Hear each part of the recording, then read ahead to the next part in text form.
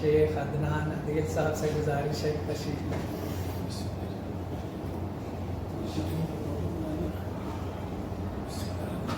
السلام علیکم ورحمۃ اللہ۔ وعلیکم السلام ورحمۃ اعوذ باللہ من الشیطان الرجیم، بسم اللہ الرحمن الرحیم، الحمد للہ رب العالمین والصلاۃ والسلام علی المرسلین، اما بعد۔ جیسا کہ عبدالحیض صاحب نے ذکر کیا کہ یہ کتاب زیادہ تر جو کنٹینٹس میں نے پڑھے ہیں تو صرف ایک بار میں پڑھ سکا ہوں میں۔ شیخ صاحب نے جو محنت کی ہے اس میں، وہ کہتے ہیں کہ چاول کا ایک نوالا کھا کے پتہ چل جاتا ہے کہ پوری دیگ کیسی ہے۔ تو مجھے تو اتفاق ہوا جو وقت مل سکا، مجھے ایک مضمون پڑھ سکا شروع والا میں، اور جو 10 سال کا ساتھ میرا استاد کے ساتھ رہا ہے، کبھی ہم نے استاد کو یہ نہیں پایا کہ کوئی چیز انہوں نے بغیر دلیل کے بات کی ہو، بغیر انہوں نے یا کوئی دلیل بھی دی ہو تو کوئی ضعیف قسم کی ہو، جا کے بعد میں جا کے معلوم کیا جائے تو پتہ چلے کہ اس کی تو کوئی سندی ضعیف ہے۔ یہاں تک کہ کبھی کبھی ہم ان سے سوال کرتے ہیں،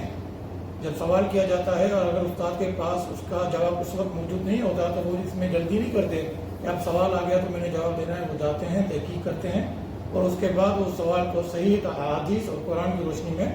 اس کا جواب نکال کے پھر 1-2 دن لے کے توقف لے کے وہ کرتے ہیں۔ اور پہلا مضمون جو میں نے پڑھا اس کو بھی میں نے مدلل پایا، اور استاد کی جو ٹریک ریکارڈ ہے ہمارے ساتھ اس کو بھی ہم سمجھتے ہیں کہ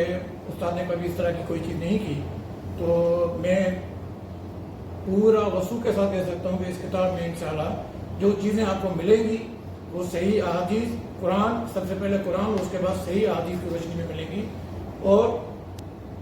زندگی کی جو بنیادی، جو ایک عام مسلمان کو زندگی گزارنے کے لیے جو بنیادی چیزوں کی ضرورت ہوتی ہے، بنیادی معلومات چاہیے، اس کو چھیڑا گیا ہے۔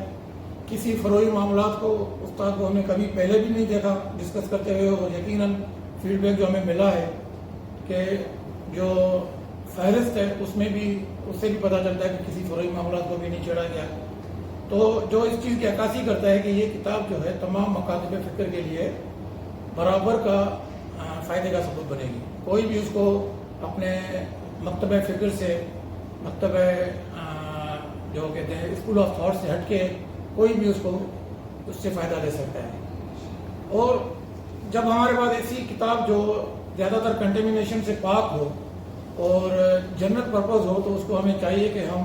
اس موقع کو ضائع نہ کریں، اور اس کتاب کو پڑھیں۔ اور بہت ساری چیزیں ہوتی ہیں، ہم جہاں پہ اپنے ماحول میں رہتے ہیں ہم سمجھتے ہیں کہ بنیادی چیزیں ہم نے سیکھ لی ہیں، اور کئی دفعہ لوگ اب جیسا کہ میں کہوں گا یار استاد کے ساتھ تو میرے ساتھ 10 سال گزرے، کون سی نئی چیز اس میں کتاب میں سے مجھے آنی تھی، شاید میں نہ پڑھوں، لیکن جب میں نے پہلا ہی باب پڑھا تو مجھے پتہ چلا کہ بہت ساری ایسی چیزیں ہیں جو کبھی ہمارے سامنے نہیں آئی، کیونکہ علم اللہ تعالیٰ نے کہا کہ علم اللہ تعالیٰ کا وسیع ہے، اور اس دنیا میں اگر لوگوں کے پاس اتنا علم ہے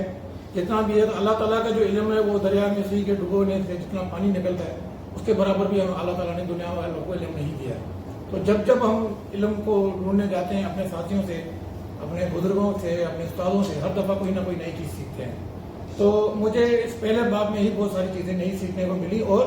وہ بھی مدلل قرآن اور حدیث کے علاوہ نہیں تھی وہ چیزیں۔ تو میں ساتھیوں سے جن تک یہ کتاب پہنچے گی انشاءاللہ اللہ تعالیٰ اس کو کامیابی کے راستے پہ گزارے گا، تو ساتھیوں سے گزارش ہے کہ اس کو بالکل پڑھیں، پہلے خود پڑھیں، اپنے حلقہ احباب میں اپنے گھر سے شروع کریں، اپنے بہن بھائیوں کو اس کو پڑھائیں، اور انشاءاللہ یہ صدقہ جاریہ رہے گا۔ محنت استاد نے کی، شروعات انہوں نے کی، تو استاد کی طرف سے بھی ان کو بھی اس کا اجر و ثواب ملے گا، اور جو اس کو آگے بڑھائیں گے، اور اس کے ذریعے کسی ایک کو بھی ایک صحیح بات بھی پہنچ گئی کہ نبی صلی اللہ علیہ وسلم کا فرمان ہے کہ بلغونی ولو آیت، تو کوئی ایک چیز بھی ہماری طرف سے آگے بڑھ گئی اس کتاب کے توسط سے، تو اس کا سلسلہ نیکیوں کا سلسلہ کبھی رکنا نہیں ہے، اور انشاءاللہ یہ سب کے لیے ہدایت کا سبب بنے گا۔ وآخر دعوانا الحمدللہ رب العالمین۔